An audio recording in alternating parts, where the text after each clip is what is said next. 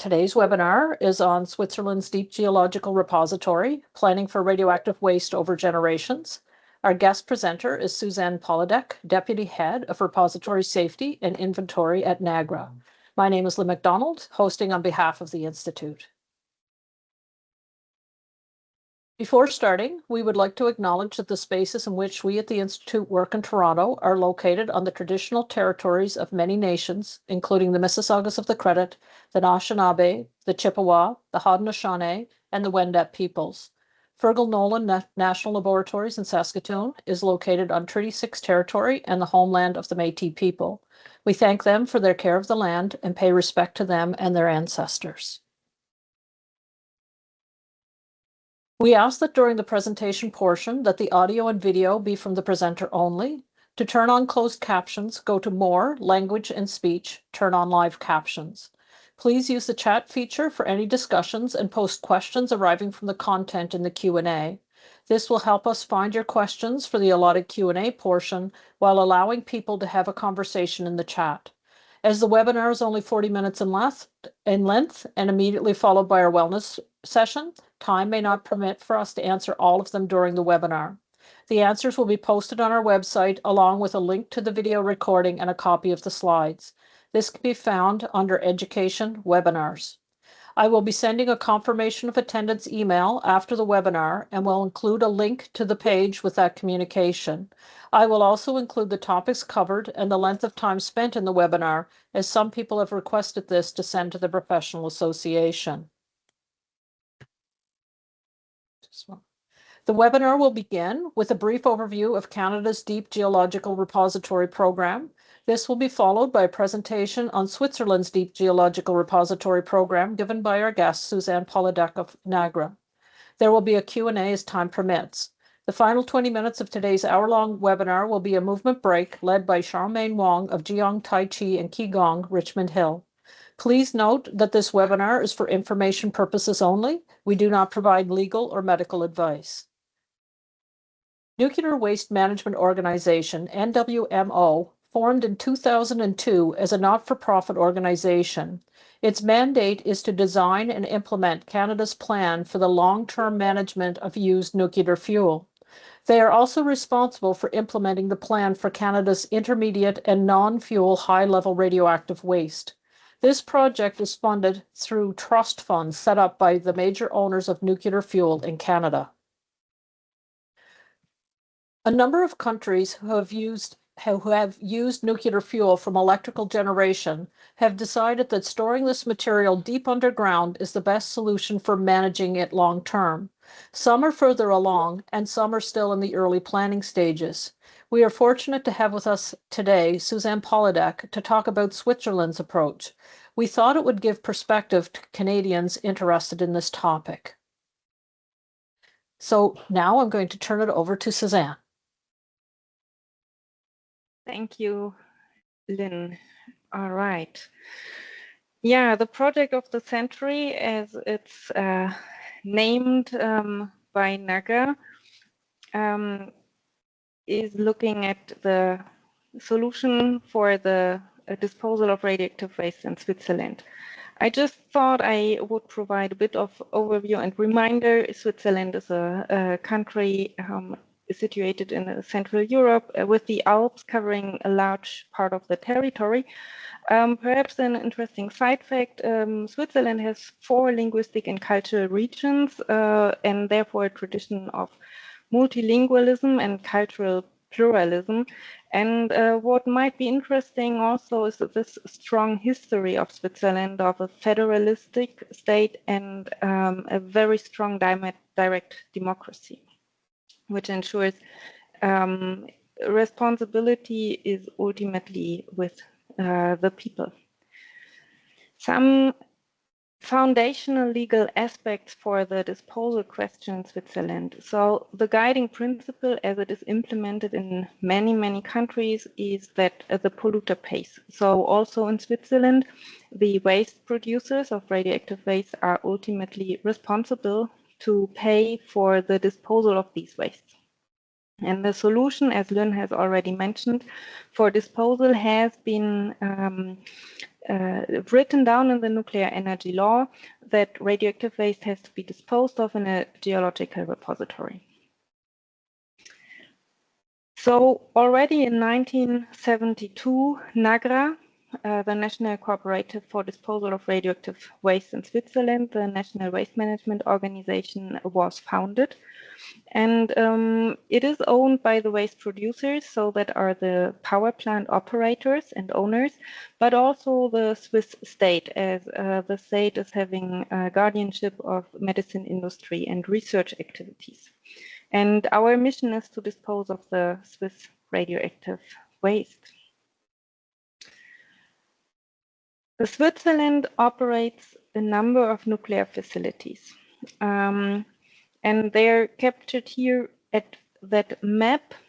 And the main waste producers are the nuclear power plants. There are 4 power plant sites in Switzerland. One is already in decommissioning, that is Mühleberg, which is shown here on the left. The other 3 power plants are still in operation, and in contrast to the most common Canadian Kando type, these are all light water reactors using uranium oxide fuel. In addition, there are a couple of other research facilities working or operating in Switzerland. One of the more interesting ones, perhaps, and not so often found, is the Paul Scherrer Institute's hot cell facility, where experiments can be made on spent fuel as well as other nuclear materials. And it's a uniquely designed facility where a lot of interesting and impactful research is happening, but also these research activities produce at least a certain portion of waste that has to be handled. So some general overview of the radioactive waste that we deal with in Switzerland. It's low and intermediate level waste from the operation of the power plants, and also the decommissioning of the power plants, and then from medicine industry research that I have mentioned already. The high level waste portion is mainly constituted by the spent fuel that is used in the 4 reactors. But in addition to the spent fuel, there are also high level wastes that are vitrified waste forms from reprocessing. Reprocessing happened in Switzerland in the 90s and early 2000s, and were stopped after the reprocessing was deemed not a valid solution anymore. And currently this process is forbidden by law.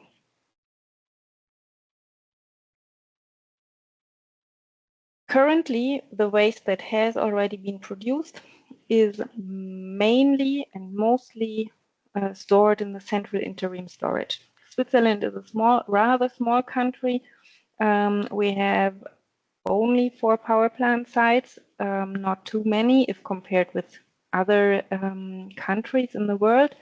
So a centralized interim storage was chosen to be operated by all the power plants. On the left-hand side, you have a view of the storage hall for the spent fuel, where the transport and storage casks are in dry storage in that hall. And on the right side, there's the large low-level waste storage hall, where drums and other containers containing radioactive waste are stored during the interim storage time. Regarding the discussions about the disposal of the waste, these have been ongoing for a long time. Perhaps you remember Nagra was founded 1972. In 1988, the first proof of disposability was accepted by Parliament, and it was appended with additional considerations in 1994 for the high-level waste, including the spent fuel.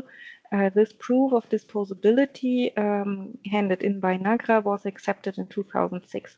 So these proofs of disposability have shown that final disposal in a deep geological repository is a safe solution respecting all given boundaries that are set in the law and the guidelines, and that it is indeed can be implemented. It is possible with existing technologies to implement a final repository. Then after some time and some developments where a first low-level waste storage site, disposal site was chosen and found a near surface, the disposal site that was rejected by the population in this federal state of Switzerland. The whole discussion and process about how to go about this question, finding a site and establishing a repository, was completely thought from scratch. And a completely new legal framework was set up that nowadays is mandatory for all infrastructure projects of national importance. So regardless if we are talking about a radioactive waste repository or we are talking about big power plants, regardless of the energy that is used as a source, the process of site selection and general license has to be gone through. And so when that sectoral plan for site selection started in 2008, the whole area of options was opened, and ultimately a white map of Switzerland was considered.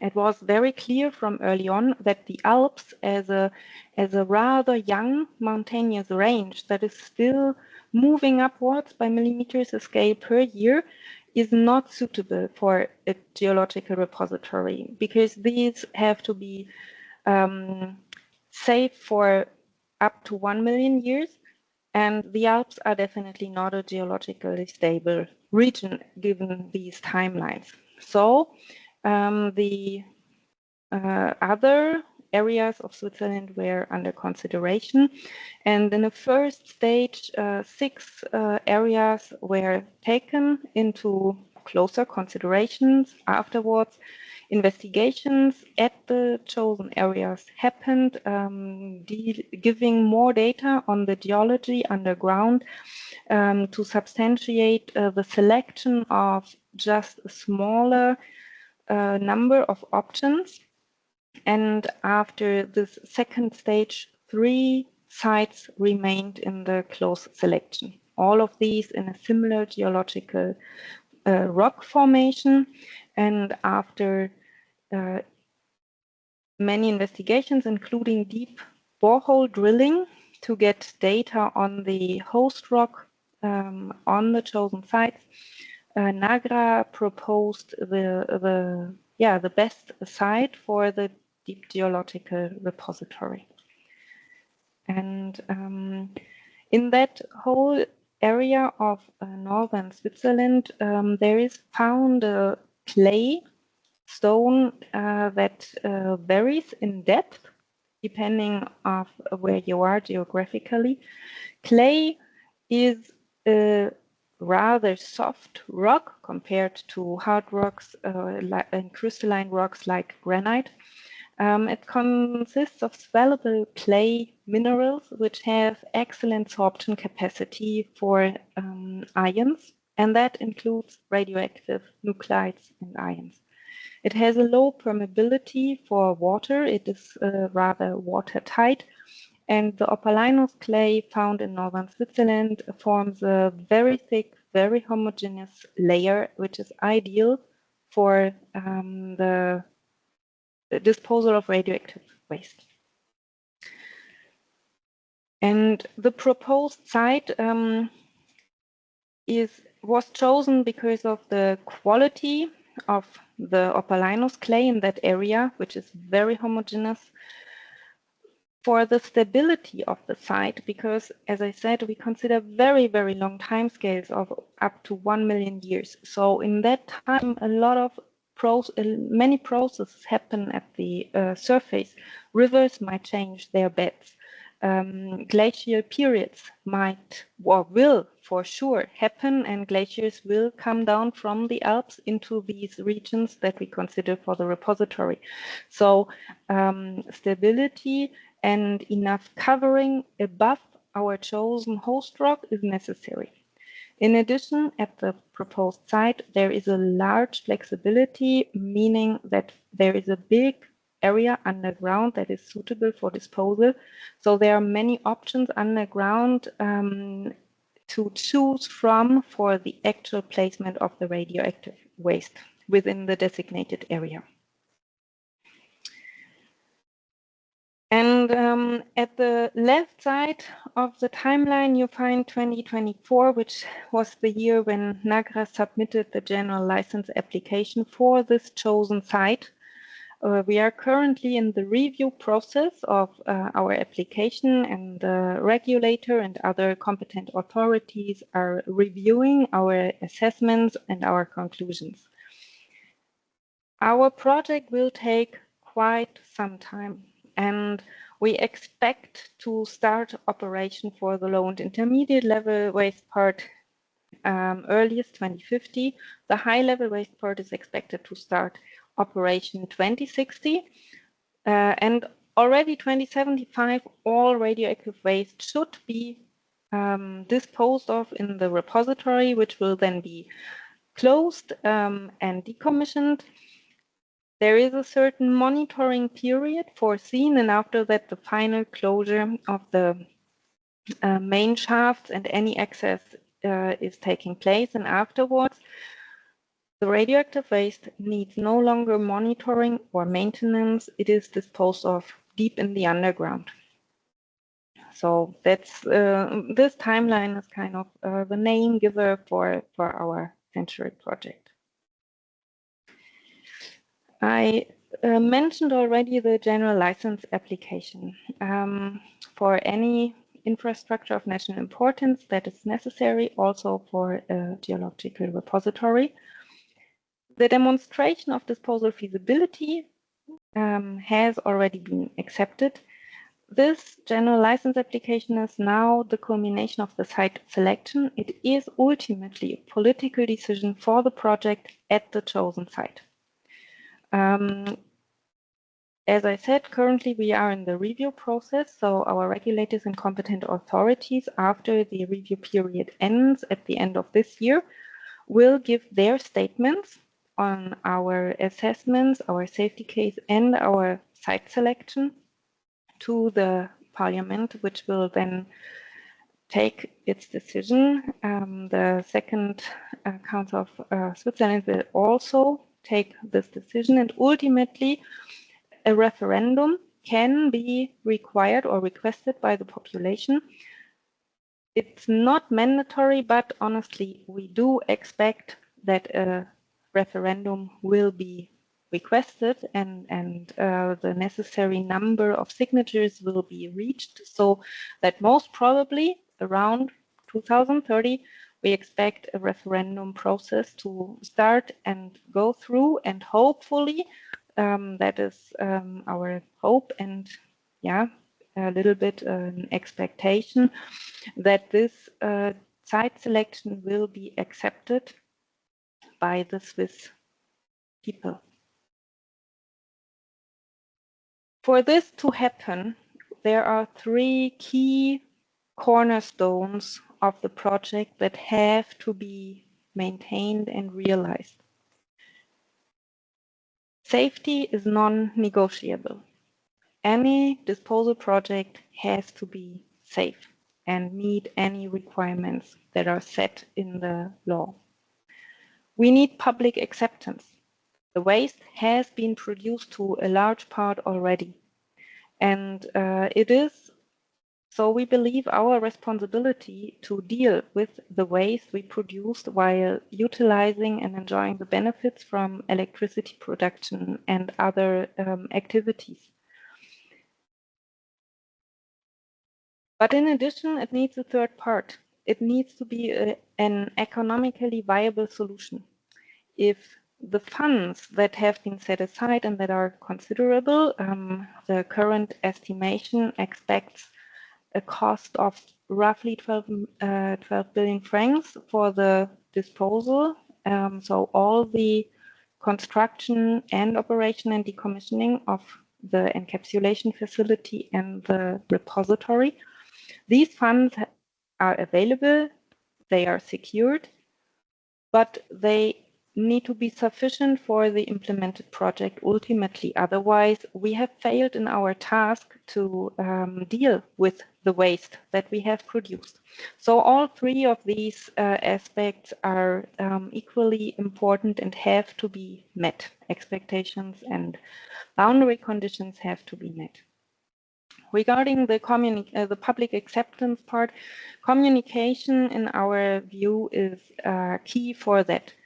So we live a transparent communication with Nagra, and we engage and foster an open dialogue. Only one small part of that is the provision of relevant information for any interested parties.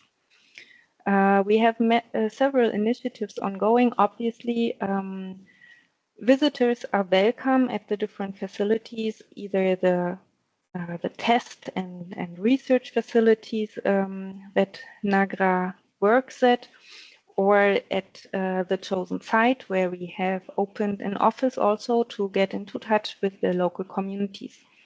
But honestly, Switzerland is a small country.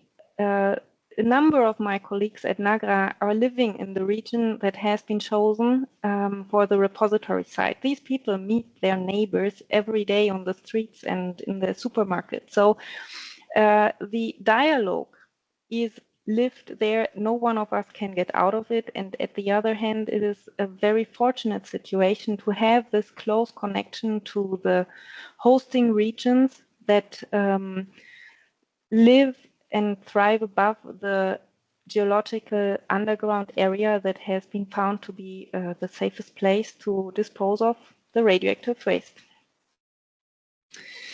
Regarding transparent communication, anyone interested in more details about our safety case is welcome to go to the to our website drbg.ch, where all the published reports, part of the general license application, can be found.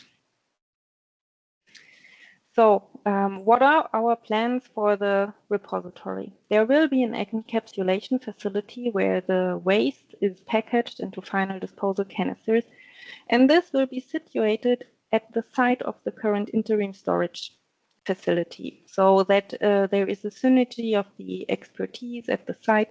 It is already a nuclear facility and a nuclear site that goes well hand in hand with the new encapsulation facility that will be needed.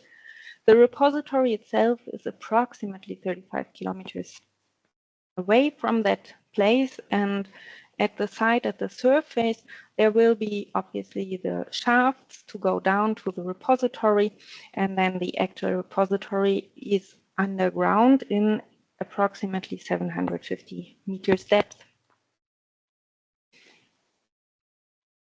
In all countries looking at geological repositories, there are concepts that have been trusted and proven to be safe and robust over decades, and all of them rely on a multi-barrier system.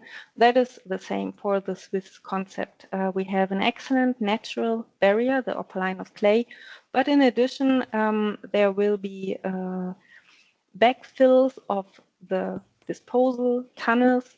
There will be the final disposal canisters and casks, and especially for the spent fuel, the fuel matrix itself is a very robust and chemically stable formation. In the safety case, and what does it mean the repository is safe? The objective is, of course, the protection of humans and the environment. A criteria has been set down to measure the meeting of this objective. So a dose limit is set of 0.1 millisievert per year as a consequence of the repository over the assessment period of 1 million years. And over the past 20 years, Nagra has developed a stable and mature safety concept utilizing passive and complementing multi-barrier system in line with the international consensus and experience. And there are several pillars of safety to ensure this functionality and to ensure a robust system that is in any case independent of small failures or even unlikely scenarios to maintain the ultimate goal of the protection of humans and the environment. And the basis of this is a technical and scientific foundation. So sure, uncertainties are there, especially regarding developments at the surface. So over 1 million years, how will landscapes develop? We have a lot of knowledge on that from looking into the past. But obviously, we can never know for sure how that will look if rivers change course, how it will look after the glaciers have come and gone again over this area. But for the opalinous clay underground, 750 meters depth, we know very well which developments we expect when the waste has been emplaced and what will happen when the containers, the engineered barriers will start to corrode, to degrade over time, how the whole system will develop, how the chemical properties will develop. And that is why we can be sure to judge the radiological consequences and ultimately derive a dose rate that we expect out of the repository to be noticeable at the surface. And this is the result of the calculations we have done for the high-level waste section. And you can see that for the start, the dotted line is giving the criteria of 0.1 millisievert per year. You see that's already 1 order of magnitude below the typical natural exposure in Switzerland. And the expected dose rate is still several orders of magnitude below that. But safety is not only looking at calculated dose rates. Safety is found because of a robust design, a carefully chosen site, favorable qualities of the whole system, a comprehensive safety assessment and analysis, and complementary lines of arguments to give us confidence in our conclusion that long-term safety in a geological repository can be assured. And now I thank you all for your interest and for listening, and hopefully there will be some questions which I'm happy to answer. Thank you so much, Susanne. This is really appreciated, and it's very concise, and we got a full picture here, I think. We just have one question from the chat room that I will ask in a moment, but I just thought from the conversations we had when we were talking about doing the webinar, that one of the interesting things that you had mentioned is about the way that laws are passed in Switzerland versus in Canada. It's a little bit different. And you said about the referendums, like referendums aren't that common here. So my question to you, just so that we can share the information with everyone, is how common are referendums? Is this a special type thing, or is this something that happens all the time? No. Referendums happen all the time, be it on the communal level or on the state level. There are at least 6 fixed dates in the year where all the different drafts are open for voting on against or for them to everyone in the public. So there are fixed dates anyways, and a lot of topics get covered in referendums, from tax laws to other legal matters. It's an absolute common aspect in Switzerland. Okay, thank you. So here's a question that came in the chat, and again, people can type them. If you can see the Q&A, if you can type them in there, it's easier for me to find them. Would this solution work for medium level waste that is more mobile, like IX resins or 9 resins, sorry, reactor components or reactor vessels? Yeah, the repository it's one repository site with one access shaft and either two separate parts, or it will even be integrated. It will host the high level waste and the low and intermediate level waste. So all radioactive waste in Switzerland is to be disposed in this repository. And perhaps I think I can go back and answer one question. So Opalino's clay catches kind of all positively charged ions, and most elements produce these ions. The ones that don't are the ones that you see here. Iodine and chlorine, for example, are negatively charged ions, and they kind of are not captured in the Opalino's clay. They migrate through all these layers of rocks and do end up in the biosphere, producing a potential dose rate to any humans living in that surface area. And that's what you see here. And that's why Opalino's clay is such a great host rock to have for all kinds of waste. Okay, hopefully that explains. If the person has further follow-up, you can put it in the chat again. Another one is, thanks very much. Why has Nagra chosen not to use copper for their used fuel canisters? Well, we are in a very lucky position. We have Opalino's clay as our host rock, which is tight. Clay formations are watertight, if I may put it in lay terms. So water flows above and below our host rock layer, which is about 100 meters thick. So the Scandinavian concepts use copper canisters because they are in crystalline rock. They have granite. Granite is brittle. It cracks. You cannot prevent that. It does that anyway. So you have water flowing around your canisters. So you need a material that is upholding its integrity for 1 million years against this water chemistry happening. That's why the Scandinavians go with copper canisters. Our Opalino's clay is tight. Our canisters are allowed to corrode, our nuclides are allowed to release and be captured in our geological barrier. Okay, interesting. For those not familiar, I was at a tour of NWMO, and they will be using copper canisters and bentonite clay, I think is what they are looking at as well. Yeah, the bentonite clay is kind of the first geological, first technical barrier around the canister as a barrier, exactly. Yes. So here's a question. How was your initial phase financed, and how much was this process from the establishment to the site selection? So all our work is financed by the waste producers. There are two funds set up. One is for the decommissioning expenses of each of the power plants, and one is for disposal. And the disposal fund covers all of Nagra's activities.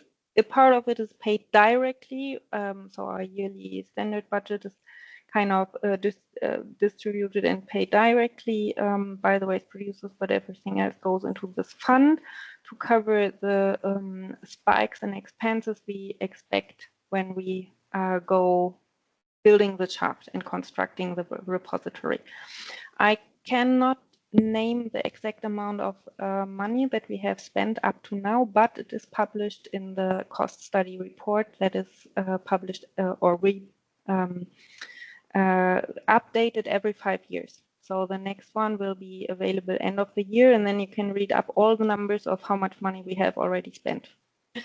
Just as a follow-up from me, listening to the answer, is this a common practice in Switzerland that there's funds set up if there's going to be waste produced, or is this specific for nuclear? In that case, it's I mean, there are some funds for other aspects, but on that scale and with that many controlled boundary conditions and a very expert commission guiding these funds, that is a bit of a special case for the nuclear waste.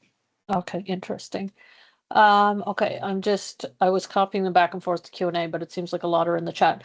At a high level, what are some of the key lessons learned regarding Switzerland's long-term radioactive waste planning that can be applied to Canada, Ontario's radioactive waste planning? So I would say definitely the lesson Switzerland learned the hard way is that public acceptance is key and very important. And for that to happen, and dialogue at eye level, from person to person is absolutely necessary. So transparent communication and open dialogue is definitely important. And for some aspects, I mean, public participation is mandatory for big infrastructure projects. And there have been regional groups established, for example, the placement of the surface facility for the repository. There have been developed choices, options by Nagra based on environmental considerations and use of land, etc. But between these, the regional conferences could choose and even bring in other suggestions, so that placement is very much driven by the communities at the site. And I think these are very important processes to gain public acceptance and to engage the public and give them control over these aspects that can be controlled. Do you have a waste acceptance criteria already established, or at what stage of the development process would you say that you're at? Yeah, we have preliminary waste acceptance criteria established. They are on a very high level. For example, for the spent fuel, we are confining this to the existing fuel types, upper enrichment levels, etc., that are already in use in Switzerland.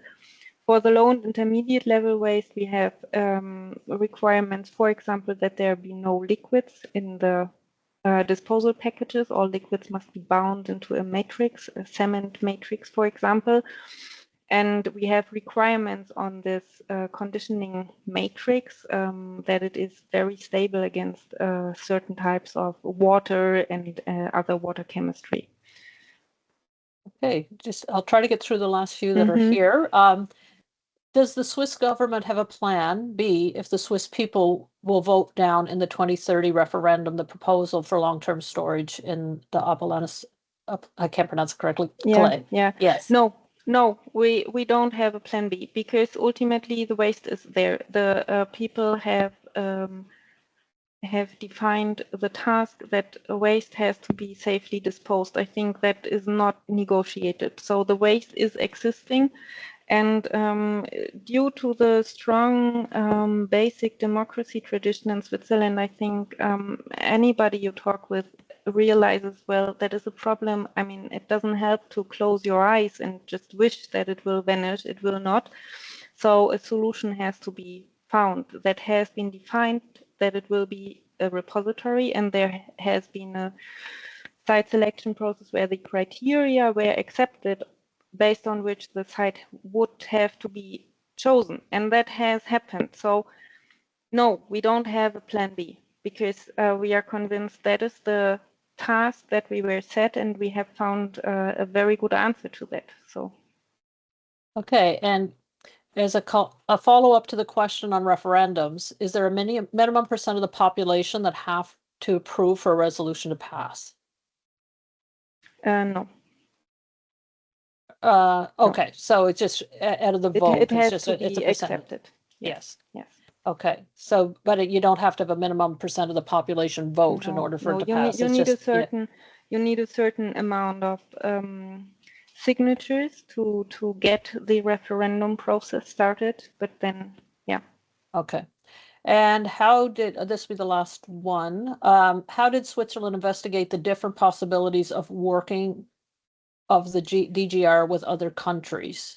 For example, research. Yeah, at least In Switzerland, as in most other European countries, it is forbidden by law to export your own nuclear waste or radioactive waste to other countries. It is very widely accepted. I should say that everyone needs to take care of their own radioactive waste. Okay. Well, thank you so much for being here today. Seeing if I can take back control of the slide deck, or maybe I already have. Oh, here we go. So Susanne, I think this was really informative for people. There may be some people that have not really looked into what Canada is doing. So if you haven't, you can check out the NWMO's website. And then if you search, there's also news articles and things like that in the community, so people can compare and contrast what's being done. There are a number of countries, I think there's a couple of countries further ahead, Finland, and I was looking at it, but Finland's a little further ahead than both Canada and Switzerland, correct? That they are, but it seemed like when I was looking into it that Switzerland and Canada are kind of progressing. You're just a bit ahead of us, possibly, exactly in terms of it.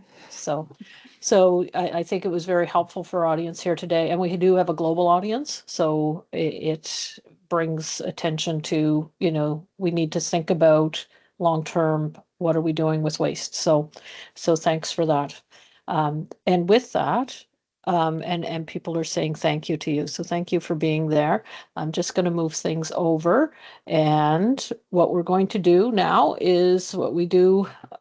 We have our wellness break, because we don't just think about health and safety in terms of what we're doing at work. We have to think about our whole body. So we will move on to Charmaine Wong from Jiang Tai Chi and Qigong, and she will lead us through our 20-minute wellness break. So with that, Charmaine, I'll stop sharing and you can share. Yeah, I'm here. All right. Okay. Okay, so I'm working on the sharing. Okay. Yes, okay, we will. Now Just someone had asked. Yes, we will post as soon as the video is processed, and we have everything ready to go. I will send out an email to everyone who attended and a different email to everybody who registered with links as to where to find the materials. And that'll probably take about a week. So expect that within the next week. And it will be a confirmation of attendance for those people who attended. So thank you for that. And please know that you can always email us at info@radiation.ca if you have any questions about non-ionizing or ionizing radiation as part of our free information service. So let's turn it over to Charmaine. All right. Okay. So I think, Lynn, I don't know, you have to change the presenter or something? Can you see me right now? Yeah, I can see you. You are there, but it's not sharing. I'm wondering what it's sharing. Let's make sure. Oh, Okay, there you go. That's perfect. Okay, all right. Here I am. All right, so I'm glad to be here again to share with all of you this traditional art form, which is actually a martial art, an activity that we use nowadays to help us build our health. So I'm glad you're here. Let's start some exercises together. Let's get off the chairs. So first, we will have to stand with our shoulder width apart. Now at this point, I would like you to think about having a good posture, which means that the chin slightly tucked in. You want to imagine there's a string attached to the top of your head, slightly behind, right directly over your neck. And then you would try to pull up from there with your tummy slightly tucked in.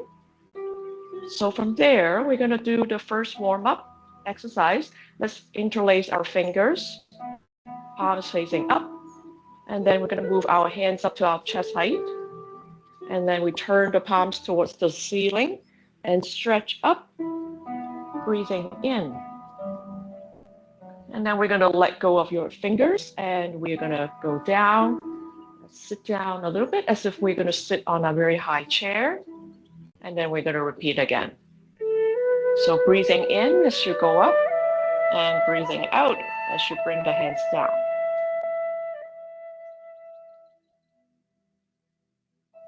Tai Chi and Qigong are both very similar in the sense that they both work on very slow movements, big circular, flowy, extended, yet relaxed.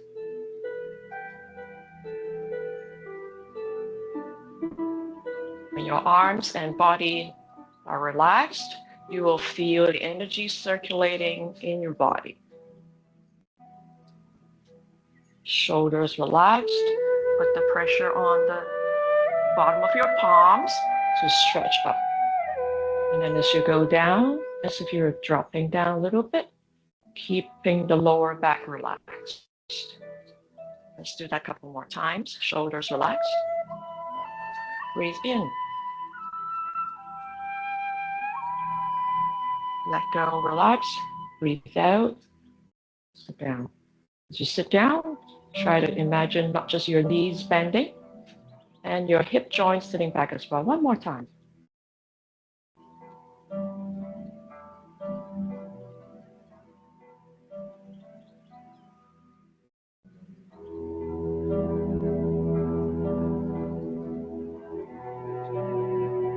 All right. Now relax. Now let's work on a second warm-up exercise. There's a little bit more Tai Chi principles in there. So first of all, we're going to open our arms slightly sideways, but a little bit forward. Now by not opening the arms all horizontal, we're actually protecting our shoulder joints. Then at the top, we turn the palms to face each other. And then we try to work on the core, pulling the elbows down as if you're pulling something heavy down. And then we'll drop the hands as we stand back up. Let's do it again. Arms slightly in front of the body, stretch out but relaxed. And again, not raising the shoulders as we bring the arms up. And then we draw down, body connected to the elbows, and pulling down. One more times.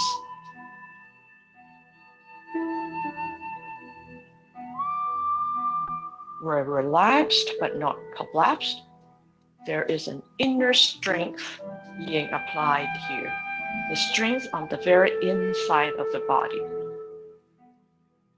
Deep down, outer muscles are relaxed. Deep down, energy pulling the elbows down and down. One last time. Focus on the body.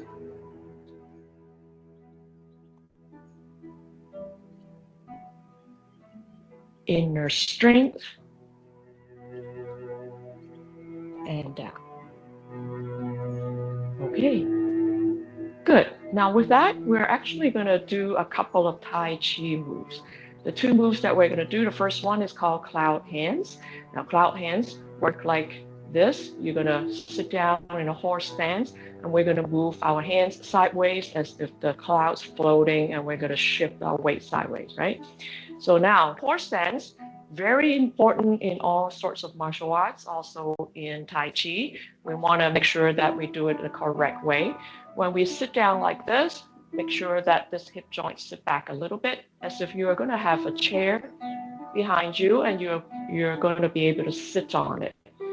Now, most beginners would have an incorrect notion that when we go down, we just bend our knees like that. This has to go back to sit back. Otherwise, you have too much pressure on your knees and you will find that there's a lot of stress on those knee joints. Now try a couple of times. And you can come back up. Still try to keep the body upright though. So pushing it too far back, leaning forward, not ideal either. So you want to feel like I'm just relaxed, dropping down, but somebody's holding me on top with a string attached to the top of my head. One more time. And back up. Okay, now we're going to hold that position while we do the moves. But before we do that, let's learn the hands first. Now, so cloud hands, we always do it with one hand at about chest height. half circle. The other hand, a little bit of a half circle as well, putting down with the palms facing down slightly towards the side. And then we're going to move our weight towards the hand that is at the chest height. So in this case, I'm going to move my weight to this side. You can turn the body slightly as well. Once I move to the maximum extent, I'm going to switch my hands to the opposite direction, symmetrical. So the other hand is now at chest height, and now I'm going to go back. The lower hand is pressing down towards the floor. Relax, yet extended. Extended being that you're not collapsed like that, right? You want to feel like you're full, inflated, pumped up, full of energy. It's called cloud hands because the top hand, as if it's a cloud floating across the sky.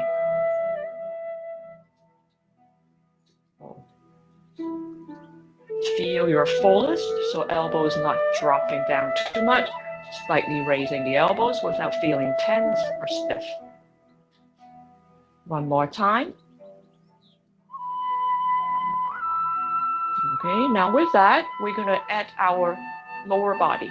So squat down a little bit to begin with, the horse stance that we're talking about. This is a very high horse stance. All right, so now let's say we go to this side, which in my case is to my left. I don't know if that is the same for you. Then because we're going that side, we're going to step our leg over there, keeping the lower body a little bit squatted like this. And then we switch our hands and bring the other foot a little bit closer to the left foot and float back across to the other side. You switch your hands and then you step. You switch your hands and then you step. Again, one more time, and we're going to step back to the opposite direction. Okay. So now let's say we go back across to the other side. So Tai Chi, when we're doing this slowly, we take one step at a time. We try to maintain the weight on one leg and slowly step out the other leg, so that in essence, you are balancing on one leg most of the time. At the same time, with the various different hand movements, we are learning our body to coordinate our limbs. So a lot of things for the brain to work on. So focus on the body.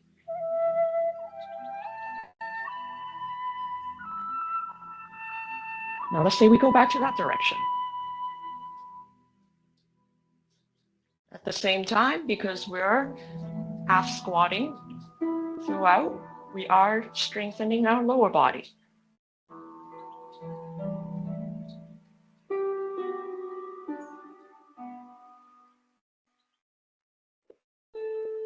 If your mind focused on the body, we gain benefits from meditation as well. So a lot of times, Tai Chi is also referred to as a moving meditation. One last time, back to this side of the room, and we're going to do the second move, all right?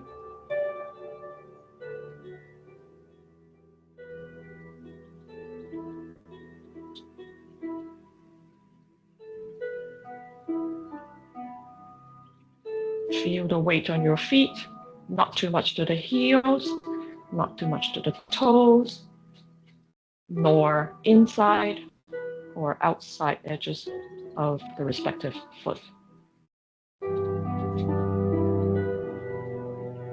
One more step.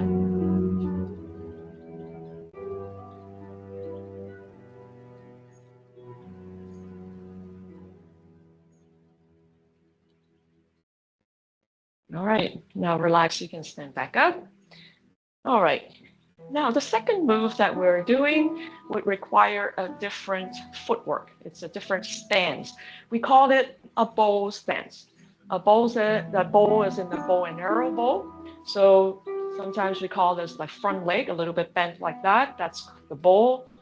The back leg is more or less straight, so arrow. So that's why we call this a bow stance. Now the front leg with the toes pointing forward, has about 60 to 70% of your weight. So make sure you bend this knee here a little bit, not too much to the front. So you sit back a little bit, not too much not to the extent of 80, 90% of your weight. The back foot, a little bit away from the body. So try not to step on a straight line because you will not be stable. Step out a little bit. So the width is about your hips width. And the back toes will be pointing out 45 degrees. So let's just work on this bow stance a little bit. Feel how it feels like. The back knee straight, but not all the way locked. All right, and try to feel like the body is straight, sinking down, sitting on this hip. Now let's switch our legs to the other side. Doing the same thing. Front foot, front toes pointing forward, knee slightly bent. The other foot stepping out with hips width apart, toes turned out 45 degrees. The body, the hip square to the front. So you're not going to be standing like this. So square to the front.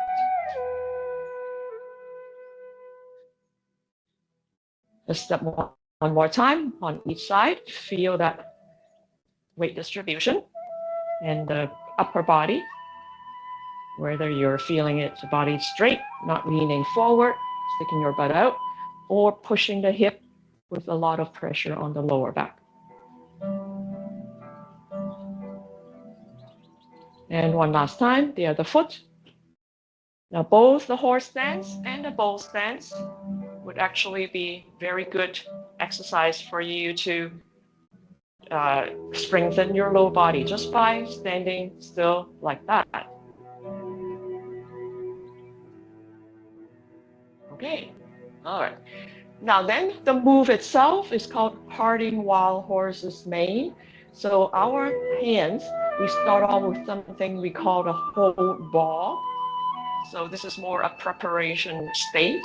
And then we slightly turn the body to one side, to the side where we have the hand on the higher, like the higher of the two. So in this case, I'm turning to my left, palm facing down, left hand, right palm facing up.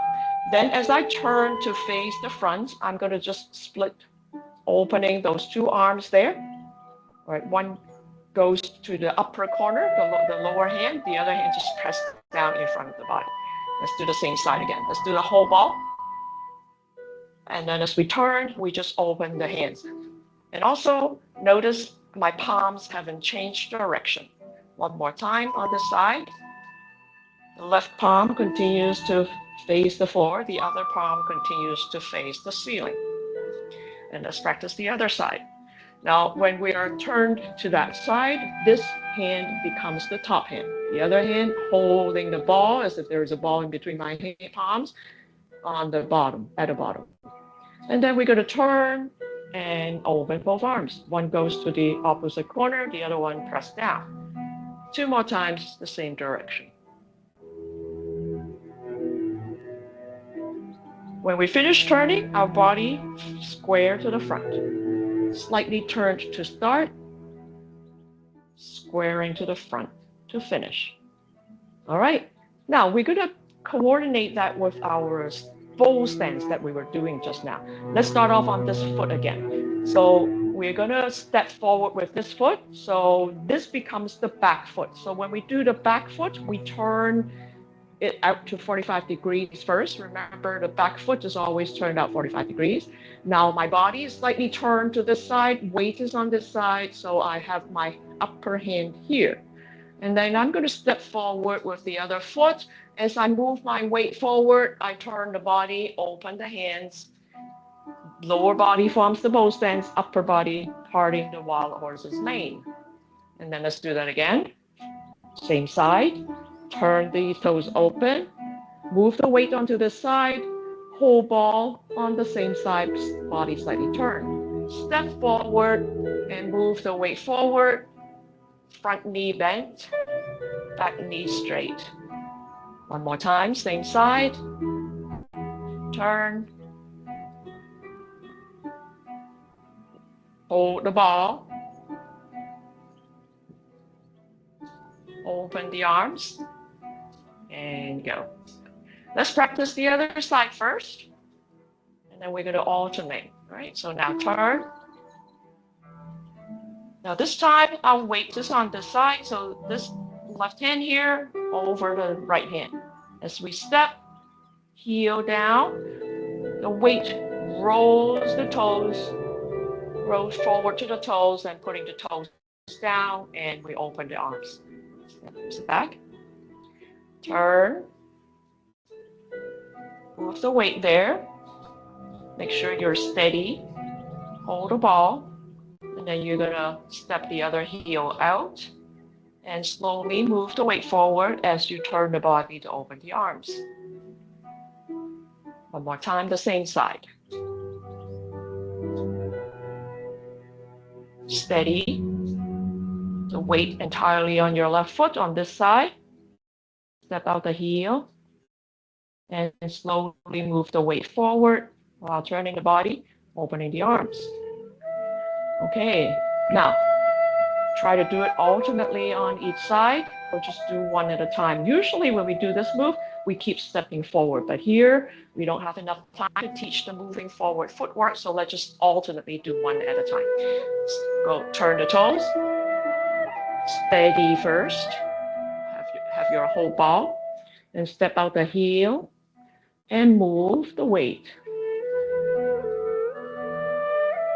Let's pull the leg back, and let's do it on the other side. Turn the toes, hold the ball steadying your body.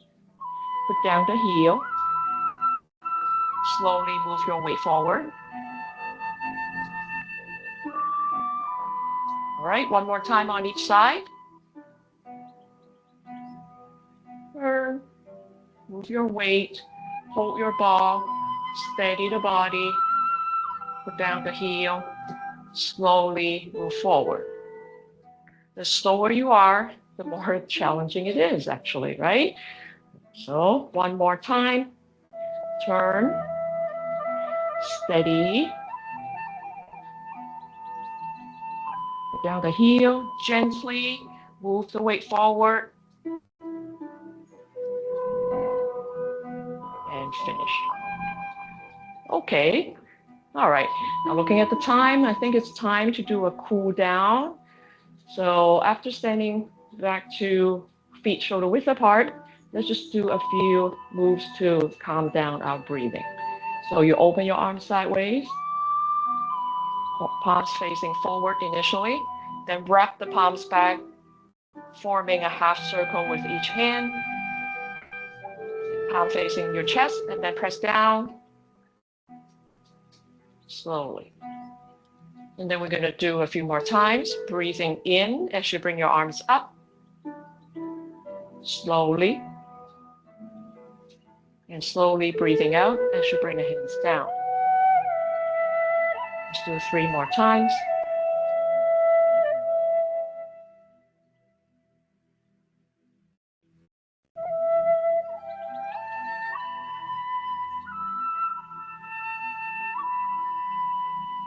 You feel like you are full as you bring the arms up, filling in even more as you breathe in, and everything goes down, sinking down as you bring the arms down, breathing out. One last time.